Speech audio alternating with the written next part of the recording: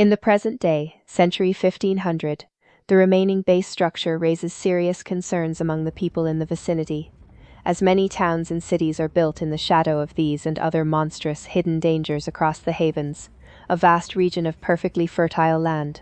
3 turnings of the moon later, with nothing more that can be done, the town is abandoned until it is safe to return.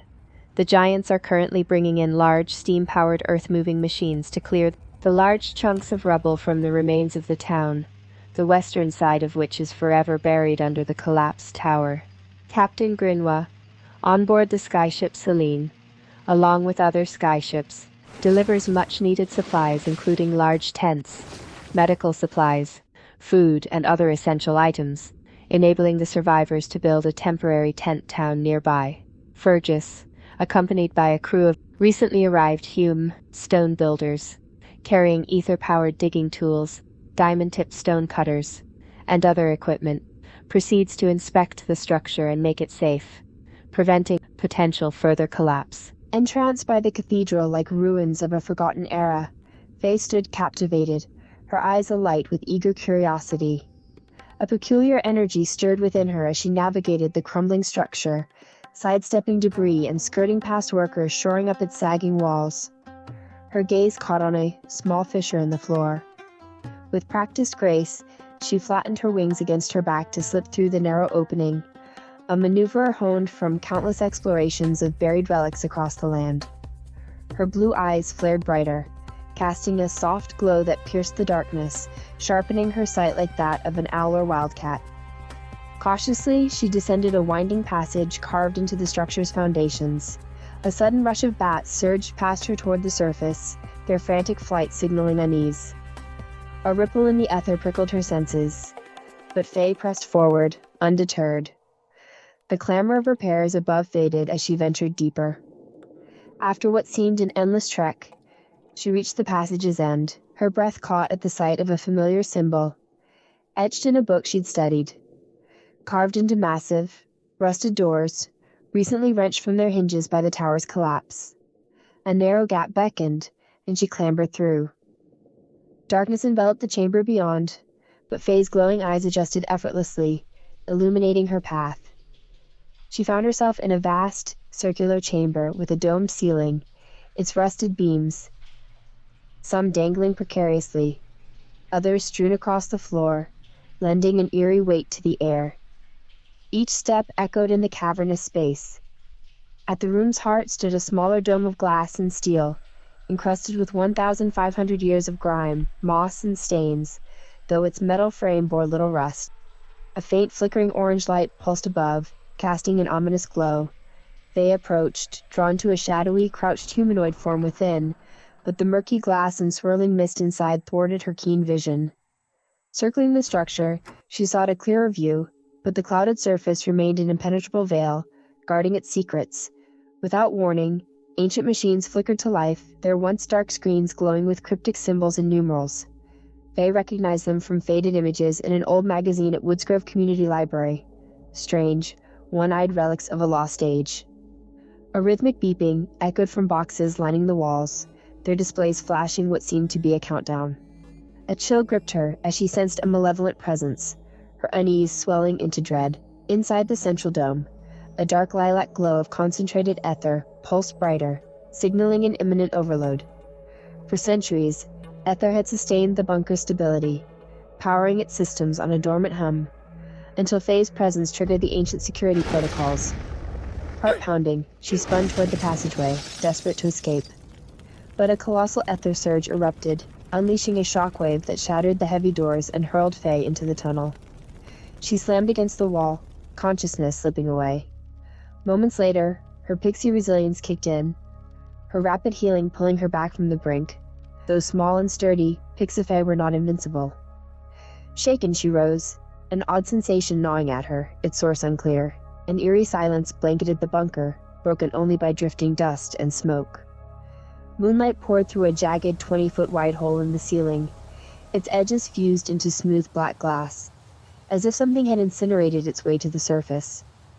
The central glass dome was gone, reduced to a molten ring of scorched steel and glass, the floor beneath etched with charred, circular burns. The ancient machines lay in ruins, their frames melted into lifeless husks. Back on the surface, chaos, confusion, and panic grip the people around and inside the tower base. "What's going on? Is everyone safe?" shouts Faye, still groggy, but able to function. An elven survivor rushes over and explains what happened. The elven male describes an orb brighter than the moon bursting out of the ground a few leagues away, like a fireball projecting large amounts of molten ether onto the ground as it shot into the sky, causing the ground to shake and toppling another large chunk of the tower, resulting in further damage. He adds that there were no casualties this time due to fewer people on the site, much to Faye's relief. Fergus joins the conversation, sitting cross-legged on the ground due to his size, leaning forward to speak with the two. He says, "A strange whirlwind ripped through the building from below, tearing up the floor and undoing some of the work done to strengthen the structure. Others claim the strange light had wings, and many speculate it was a being of some kind, but no one is certain due to the speed of the event, which caught everyone by surprise." Faye, feeling deep regret and shame for inadvertently releasing such a potentially dangerous power into the world, even though it was an accident, vows to find and somehow stop this entity if it reappears, which she believes it will. Over the next few turnings of the moon, the determined Pixify spends time in the community library at Woodsgrove Central, poring over books, old magazines, official Old World documents, and even top-secret writings and diagrams, but grows frustrated by her inability to fully understand what she is reading.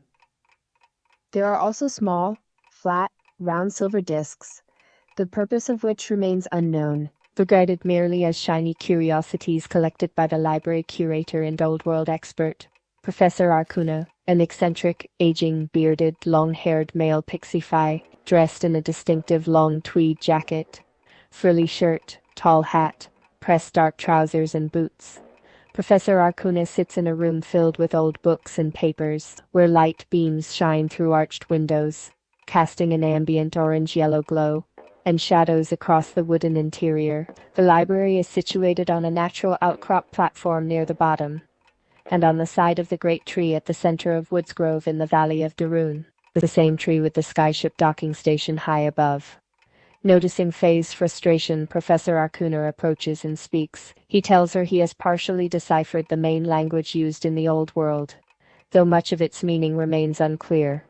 He has determined that the papers marked top secret could reveal the purpose of the strange underground chamber. Turning to Faye, he says, "I will look into this for you. Give me a few days." Faye responds with a thank you, and leaves the beautiful, ornate wooden building for the courtyard. Over the centuries, Old World technology is being slowly recovered, some of it understood, reworked, and brought back into various uses, using ether or steam power to run some types of old technology, such as skyships with ether-powered prop engines and steam-powered ocean vessels. Steam is preferred whenever possible, and some clans, such as the seafarers and some skyship captains, prefer steam and think ether is too unstable when used to power large machines due to the concentrated amount of energy needed. Captain Grinwa, however, takes no heed of these troublesome issues, laughing them off as a good story to frighten the younglings. His skyship, Celine, is fully ether-powered, giving the craft the advantage of speed and distance at the cost of frequent, annoying technical problems, mostly due to fried ether coils, a vital, costly part that turns up the power of the prop engines. For some reason, ether can sometimes become unstable if misused or in large quantities. It is a pure energy, safe for life when it naturally flows from the atmosphere, trees, or plant life, giving a light lilac glow to its surroundings when released from fungi, such as large mushrooms, in a cascade of magical, flickering, bright sparkles of energy in a lilac-colored mist. There is also a more volatile molten state, created in natural pools found mostly in the lower canyons of the West. Combining collection of energy from the air, this molten state is perfect for fueling the two massive ether coils at the rear end of Celine, giving them more power, which is why the coils burn out at times. Serious issues with ether are rare, but still remind the people of the disastrous failures of the past. Thankfully, its use is better understood and generally safer, and it works more efficiently in smaller items, such as power hammers and diamond-infused stone saws with built-in rechargeable batteries that absorb power from the atmosphere when needed. plus other tools used by the stonecutters to build their stone cities in a land of huge, rocky, steep valleys and lush, flat plains, a place called the Canyonlands, home of the Hume Giants, west of Druin.